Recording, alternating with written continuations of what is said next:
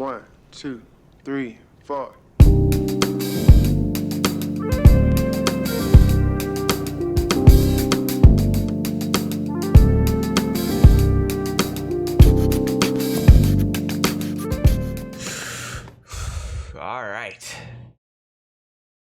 All right, and welcome back to It's Not a Sport Season 4, Episode 11? No, 12, I believe, at this point. And mixed up. However, I wanted to do this talk for a while, since I finally concluded my World of Warcraft adventure for the moment. And I think now is a great time with the WoW's biggest streamer playing Final Fantasy. I touched on that a little bit in last week's episode in the news. If you haven't already, I talked about my WoW adventure and my experience with it as leveling through TPC Classic in a previous episode. So definitely go check those out. Also, leave a like, comment, subscribe. Really helps me out. And then if you want to follow us on our social media or listen to our past podcasts, all those are in the description below. So this will be a follow-up talk talking about kind of comparing the two MMORPGs, Final Fantasy and World of Warcraft, from my experience with the games overall. Now, disclaimer part. I come from Final Fantasy. Originally, actually, I come from Guild Wars into Blade and Soul, into Final Fantasy, I would say, into now WoW. I have played WoW during Battle Through Azeroth. I could not get into it. I tried multiple times. I could not get in BFA when it was out. And what really hooked me for WoW this time, I would say, is Classic and leveling through TBC, giving that a try, and really wanting to reach endgame in that. So that's what really, I would say, got me into World of Warcraft. So most of my WoW experience will be coming from Classic, not retail, and not the current expansion, Shadowlands. Now, comparing the two, I have my notes here. I want to talk about WoW as a follow-up to the previous episode, and just because I don't have nothing to show for this week really on the video version of it, I'm just gonna loop the Endwalker trailer over and over again with it muted because I really like the music, and again, that's one of my favorite reasons for Final Fantasy. So let's get into World of Warcraft Classic Part 2. So some of my notes on WoW is, one thing I've always heard about WoW is that the WoW community is toxic. It's really toxic. And playing through the game, I've experienced this, and I think the reason because of it it's how it's designed. Inherently, whenever you're winning or there's something competitive in the game, you're going to want to, you're going to be toxic. That's just how it is. No one likes losing. No one likes being a loser. And in WoW, because of how World of Warcraft designs is, as with mob tagging, there's rare spawns that spawn every 5-10 minutes, and they're for quests, and you have to be the first to grab them. It makes the game inherently toxic with how the goals of the game are, with chasing loot, makes the game inherently toxic. So that's kind of my note on that, about how the community is toxic. Also, I think as a new player coming into World of Warcraft, it is really difficult. Again, I've talked about this before. You get overwhelmed, and there's so many rules that the community has that I just didn't know about. So for example, coming from Final Fantasy, loot, right? Loot doesn't really matter in the long run in Final Fantasy. So you can just roll on it. If you want it, you need it. If you don't really need it, then you greed it. If you don't need it at all, you pass on it. No one cares about the loot. It doesn't matter. However, in WoW, when I first experienced this, I was doing a dungeon, and there was a pair of gloves that were inherently better than the gloves that I needed. However, those gloves were healer items, and a healer item, and I was a mage. And at the time, I didn't know that you have to ask that if you're gonna need on it or anything like that. So I just needed the gloves, and I won it. Fair and square. Needed it, and I won it. He needed it, and he lost it, and he left the dungeon, and he rage quit because of that. that's again inherently how the game is designed versus how Final Fantasy is designed, and I didn't know that at the time. So it's a very interesting experience. Other things that happened to me why I'm playing through TBC Classic. I got a guild. I really like this guild, filled with some really cool people, really nice people. Ran some dungeons with them. And then it disbanded. Most of the guilds I joined always disband. I've never really been a hardcore community player. I want to try and change that for Endwalker when it comes out for Final Fantasy 14 at the end of this year, and really raid. But I've never been a big community player, and generally just pug things and try and get through content as much as I can on my own, which is really bad mindset, I think, probably for a game that's meant to be played together. What else do I have here? Dungeons. I want to talk about dungeons for a second, and WoW. And I think this is where we can kind of transition from my experience really into now comparing the two. I think dungeons in at least World of Warcraft and TBC, at least from when I played, were 1,000 times more fun than Final Fantasy dungeons, especially endgame ones. Now, Final Fantasy dungeons are designed in a very specific way, and I think this all comes down to game design at the end of the day. Final Fantasy dungeons are designed where you pull trash. Generally, the tank does a mass pull if you're good enough, and they do a mass pull of both trash groups. There's 2 trash groups of, let's say, 4 mobs, and you pull the first 2, and then you AoE them down, and then there's another 2 trash groups of 4 mobs, and you pull those 2, and then you AoE them down, and then you do the boss, and it's rinse and repeat. Then you go into after the boss, you pull the trash, you do the boss, you pull the trash, you do the boss, you're done with the dungeon. Now, WoW is designed more open worldy. There's a lot more paths and routes you can take. There's a lot more optional bosses in the dungeon, and shit can kill you. The mobs can kill you. It's very difficult, and I think inherently that makes it more fun to explore, to do these bosses. It takes longer. Our dungeons take like an hour, like a really long time to do. They're not that fast, but they're a lot of fun just getting them done. Other than that, one thing that WoW Classic doesn't have versus Final Fantasy or Retail have is the looking for the party finder or the duty finder.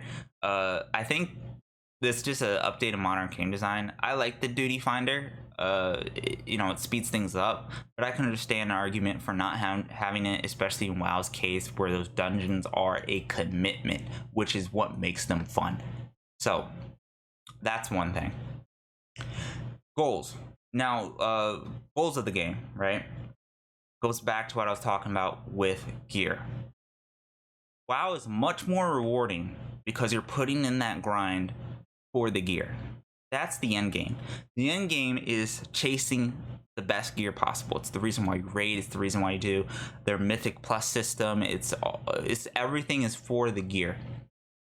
It's why people are toxic, because they need their piece of gear. In Final Fantasy, gear doesn't matter. It really doesn't, because outside the raid tier, you can buy a placebo set from crafters. You can, if you just play the game, you get your currency each week, and then you can buy your best in slot gear. So you're gonna get your best in slot gear no matter what. It's only a matter of time. But in World of Warcraft, that's not the case, which makes World of Warcraft a little bit more rewarding than Final Fantasy, because there's more things to chase, more things to do, there's more rewards. I think Final Fantasy is a game that it really comes down to your community, and it comes down to what do you want to do. For me, when I was playing it, well, I wanted to get best in slot gear outside of raid tier gear. I got that. I wanted to reach all my crafters to 80 so I can craft whatever the fuck I want. I did that. I wanted to build the relic weapons for my main class. I did that. And then once you do that, you're done. WoW has this thing where, like, there's, of course, because it's older and has more years of content, there's more things to grind. However, a big problem with WoW, and the reason why we'll get into that later, why a lot of people are going to Final Fantasy, is because WoW doesn't respect your time. It wants you to continuously grind out a lot of different things. It doesn't respect your time, and it's very confusing. Doing these dailies each week with Final Fantasy, you just log on, do your dungeon, get your currency, you're done for the week. It takes like 3 days to do your dailies and everything. And the rest of the week, you can play whatever the fuck you want. You can do whatever the fuck you want in the game. But Final Fantasy, you gotta play that shit every single day. Or World of Warcraft, you have to play it every single day. Which is inherently bad game design. Crafting. Crafting is way better in Final Fantasy 14.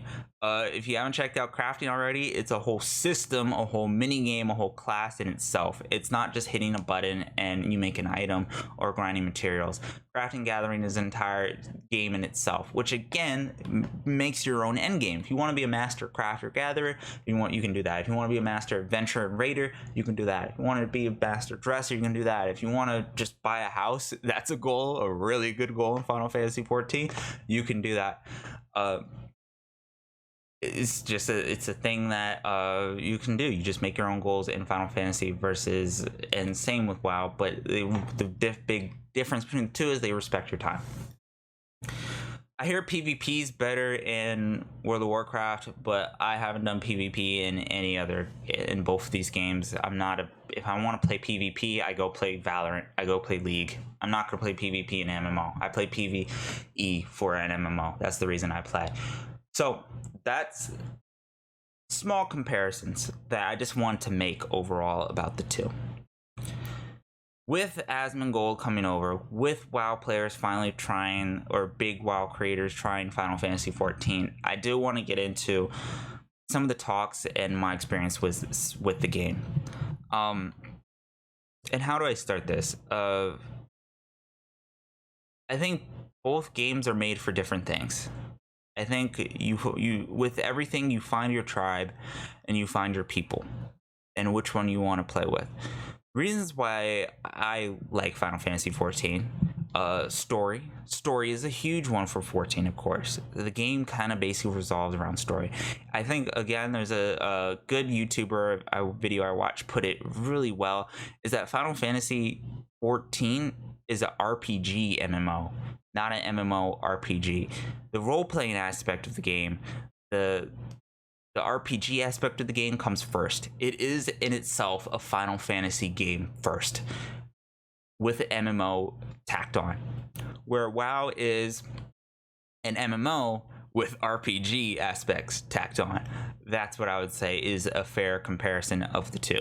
And of course, people have different tastes, and I think for me as a solo player, as one who's never been inherently with people, who's tried to get friends to play these games, but in the end has always been on his lonesome, I've always inherited to the RPG aspect of Final Fantasy more than the MMO aspect of World of Warcraft.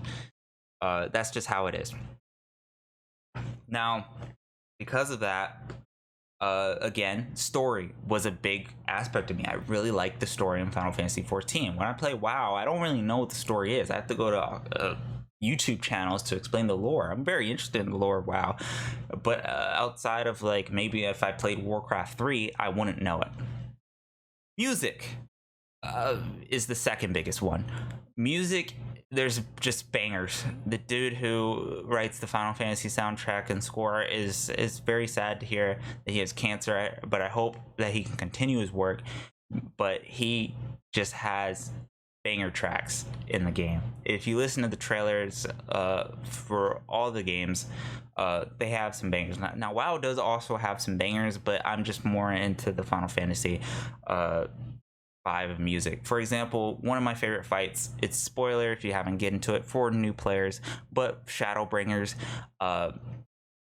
the embassy quest where you finally fight Innocence. The Innocence fight music, the feel of the fight and the music that goes with it pair together so well that it really, really works together really well.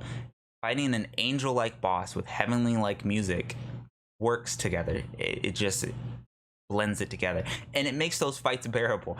If you're wiping over and over again on those fights, having a good score to jam to really helps, trust me.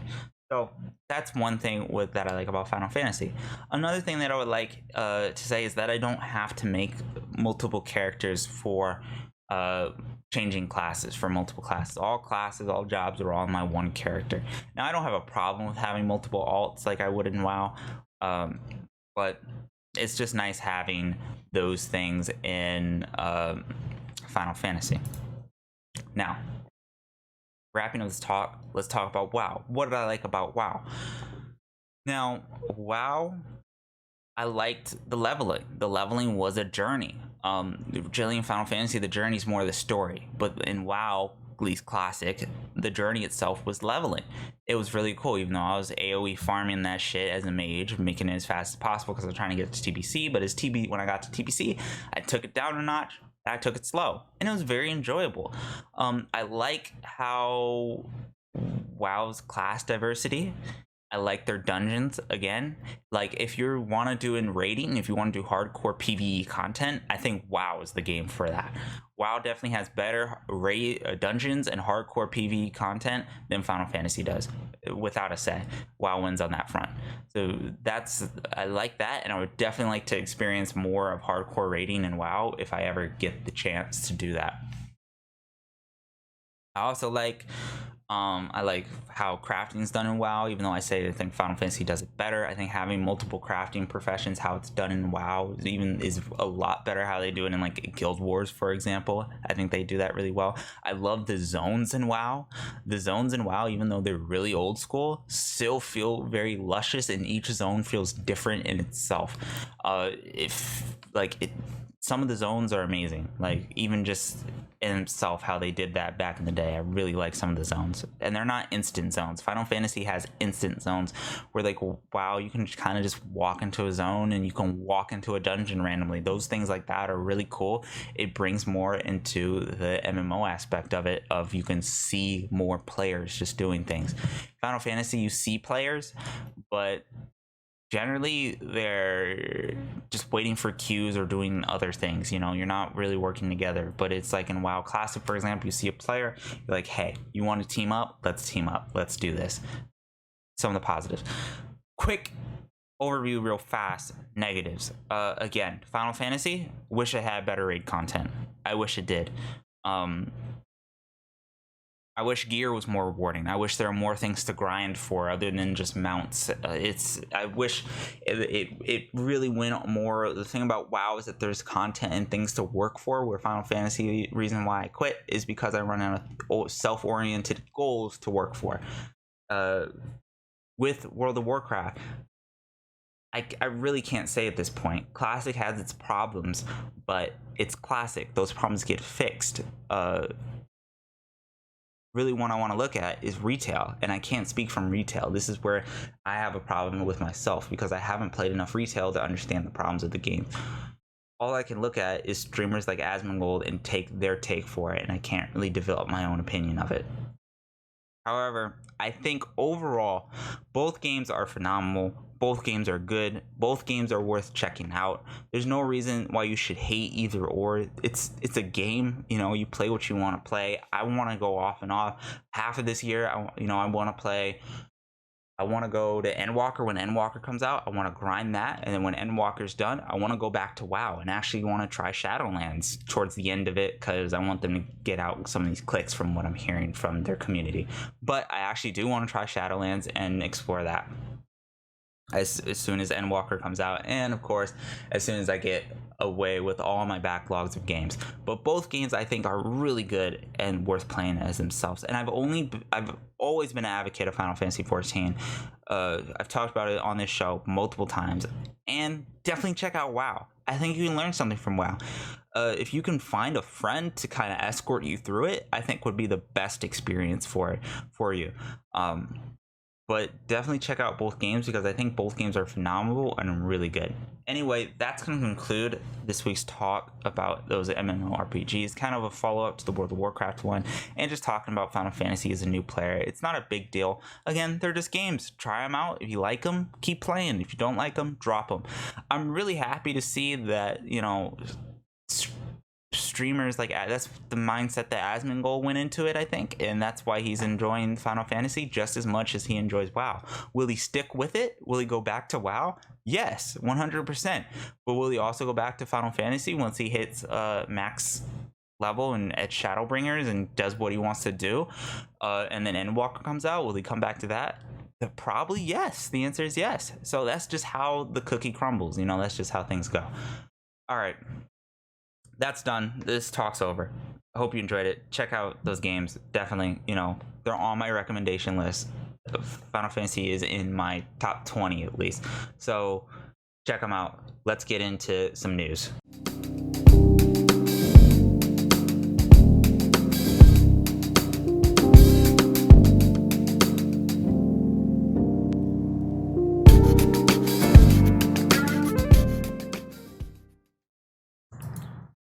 All right, and we are back with the news, and oh boy, there has been a lot of news this week. I don't know where all this news came from, honestly.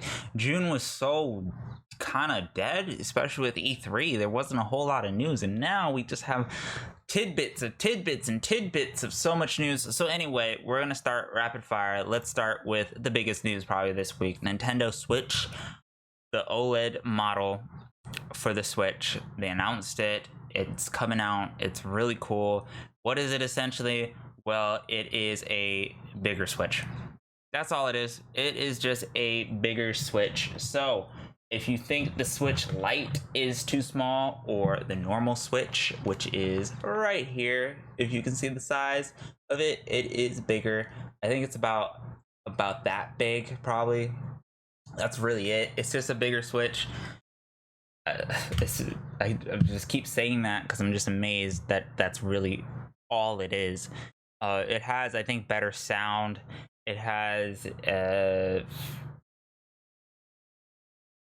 portable, like, movable stand in the back, because the Switch does have this little stand in the back of it, if you can see.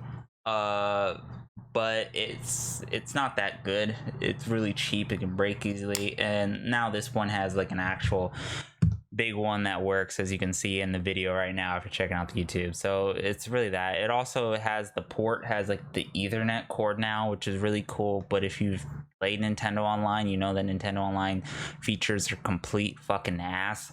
And then you know that I assume that you can buy this port for your normal Switch, since it wouldn't make sense to only work for the OLED. So there's gonna be a little bit more news on this later, but yeah, that's the big one. Death Stranding, Kojima said that he doesn't like the director's cut brand of his Death Stranding's director's cut, which makes no sense to me. This fucking guy is something else, honestly. I think I wouldn't shoot it past him that this wasn't like his idea or anything like that, but he made this game, and yes, you have to recognize his honors from for making the Metal Gear Solid games, but I honestly think he just wants to make movies. I think that's what he wants to do. I think game design, he's just trying to like milk his fan base or relive the dream, but I think he wants to make movies. Just look at like his Twitter bio. Game creator, 70% of my body is made of movies. It seems like he just wants to, if 70% of your body is made of movies rather than games, not saying you can't make good games, but it just seems to me that that's his motivation, is that he would really like to make a movie. Because Death Stranding came, and then it went. That's really it. So I don't know. This guy is something else. Blue Box is excited to announce trailer apps will be available for preload for all PS5 users on July 29th. That's really cool. So quick news as there. Games Done Quick also concluded this week. They raised $2,008,970 for, I think, Doctors Without Borders. So 2.8 million is a lot of money. That's kind of their average, I would say, that every time they do Games Done Quick or Awesome Games Done Quick, they generally get 2 million. But this was actually kind of surprising because they get really close to 3 million. If you don't know what this is, it is a charity event that they run speedrun. They speedrun games for charity. And one of the really cool runs that I recommend you check out is the Demon's Soul remake run. Nexus Mod Manager has changed their policy. If you don't know, Nexus Mod Manager is basically the hub for modders to get your mod games for Skyrim, and they changed their policy up recently, so that affects you read policy. A lot of cool Witcher 3 news on the show. This is for the game. The Witcher 3 Wild Hunt Complete Edition for the next gen has updated box art and free Netflix show inspired DLC. That's really cool. Definitely, because The Witcher 3 is a fantastic game if you haven't played it already. However, should they really be doing this when they have Cyberpunk in the dumpster? Who knows? Final Fantasy 16 update from the Lord and Savior Yoshi P. He says voice recording for English version is almost complete. All scenarios set in stone. The scenarios with stories set in stone. Development is going well, but they may not be able to show anything at the Tokyo Game Show. He wants to show it in its utmost quality so people can watch and think an instant buy. This is pretty crazy. Yoshi P is still working on Final Fantasy 16. I'm really glad to see that it is doing good development. And then we also have, guess what, Endwalker, or in Asmongold terms, Baldwalker, coming out later this year as well, even though that's probably more and semi-complete. Definitely working on those two projects is probably a big feat for him. World of Warcraft's latest cinematic is a narrative disaster and players hate it. This is no big surprise. I think WoW's story has always been very interesting and players have looked for it, but it's never been there. You know, you have books, you have the cinematics they release on their YouTube channel, you have the in-game lore, that's a spread between all these quests, and then just seeing like the story and looking at this cinematic. One beautiful thing about Final Fantasy and the story is it never ends on a cliffhanger. And you watch this trailer, and even from someone who doesn't play WoW, who's not invested in the lore as much as somebody else who doesn't play WoW as much as other people, and watching this trailer just to look to see like how is the story going, it makes no fucking sense. So moving on, again, more Witcher 3 news. The Witcher 3 Wild Hunt next gen update is coming to PS5, Xbox Series X, and PC this year. Here's the sneak peek update of the cover art. So again, quick, it's getting updated. It's really cool. Played that last year in preparation for Cyberpunk. Monolith Soft profits increased by 1,308.2% thanks to Xenoblade Chronicles, a classic game on the Switch. Definitely check that one out. I really enjoyed it too. The big news, second big news for this week, I think, Assassin's Creed, an update from Assassin's Creed Infinity and the future of Assassin's Creed franchise. So, TLDR of this, because even I'm not going to read this shit, they basically are making Assassin's Creed, the next Assassin's Creed, a games a live service game. If you don't know what that means, think Fortnite, think Destiny 2. Games as a service game, which is no big surprise. We just had a talk about Ubisoft, how they keep making the same game. Maybe they heard me and they're like, okay, we're gonna change it up on you. It's not a sport, salty, we're gonna change it up on you, and here we go. So who really knows about this? Assassin's Creed personally died for me a long time ago when they decided to change up the formula, and especially after Black Flag. Nintendo Switch has confirmed that the Verge that the new OLED Switch does not have a new CPU or more RAM from the previous Nintendo Switch models. Just as I said before, it's a bigger Switch. Atari Gaming moves away from free-to-play and mobile games. So Atari moving away from free-to-play and mobile games. Maybe they actually want to try and dip their hand in the pie and see if they can get an actual good game out there. Who knows? Atari is a relic of a different age. It's the Romans at this point. So it's very interesting to see what they're gonna do. The Legend of Zelda Skyward Sword HD features an autosave system that saves your progress at regular intervals. If you save at a bird statue, you can now choose from one of 3 available slots, which is a very nice feature for a $60 game with no HD update or anything like that. You know what? I'm going to be more interested to see how speedrunners break this game. That's really what I'm going to be more interested in. More Nintendo news. Nintendo also refuses to say if the OLED Switch is fixing Joy-Con drift, which is a huge problem with the Switch.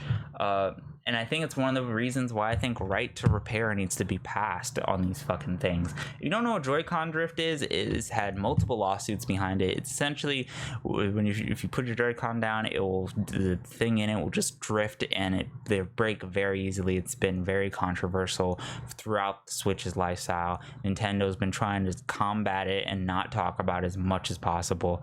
So this is going to be very interesting. Final Fantasy 14 servers, and this was just last night when I woke up, when I was in the middle of the night. All the servers are like maxed out. You cannot create a character on like any server. Preference, if you want to join me, definitely check me out and play with me. I am on Frankfurt.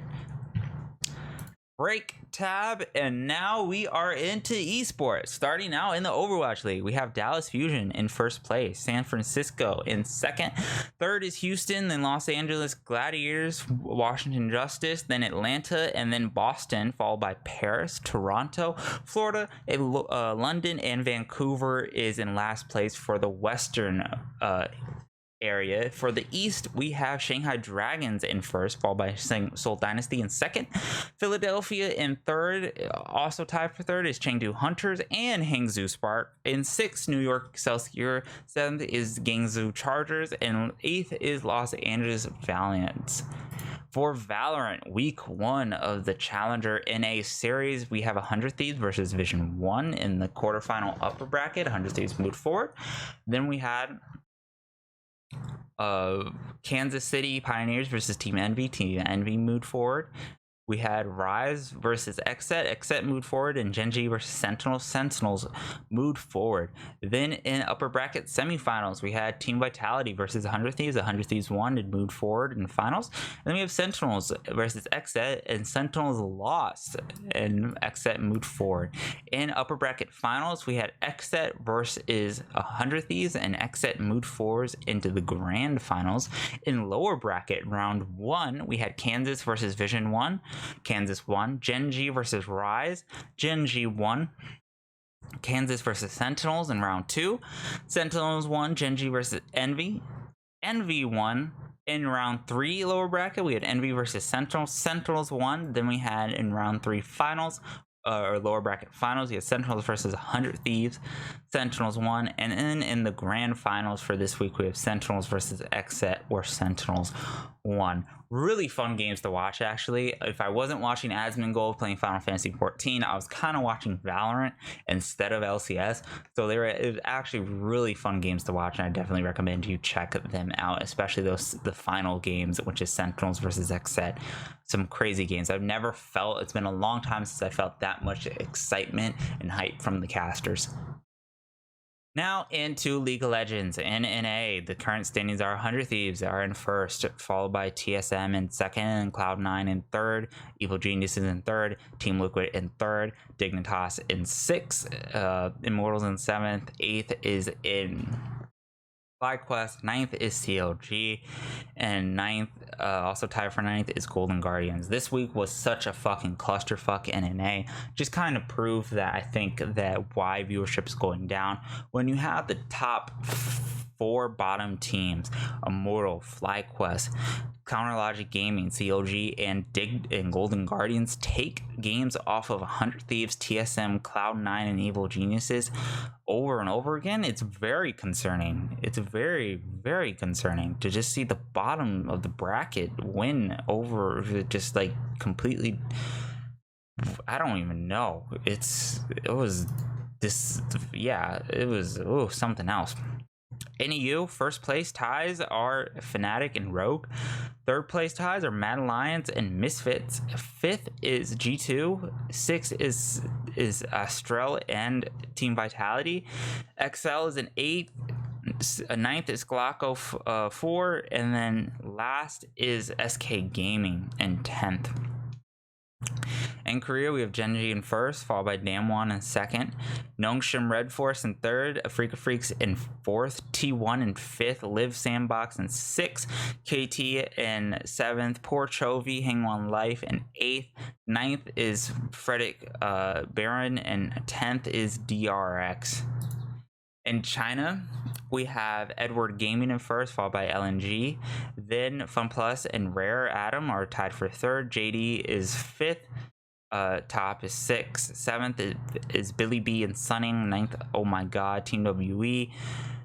LGD Gaming, Worlds Never Give Up, Invictus, Ultra Prime, Rogue Warriors, Thunder Talk Gaming, and in 17th, last place is Victory 5.